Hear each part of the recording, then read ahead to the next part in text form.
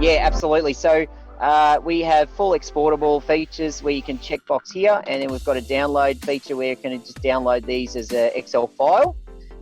They can be coming straight out of the system. Or if you alternatively are getting this out as a PDF, and generally PDFs are great because you're going to want to show the client, or you want to show certain team members. You've also got to consider when you export this as a PDF that if that's how it would come in an email. So if there was a particular item that was marked and you needed to alert someone, then you could pull that out into a PDF. So I've just realised that I'm not sharing that screen. Let me just check that. So I'm over here.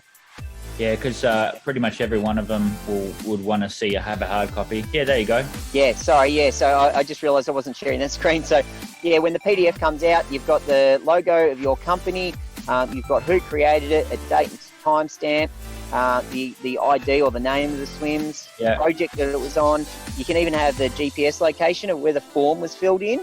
Yeah. And then you've got the imagery, and then you've got all the details of the risks here. So typical SWMS, and then you've got the sign-off register as well. So to sign that off, the date and timestamp. Okay. And any other instructions in here as well.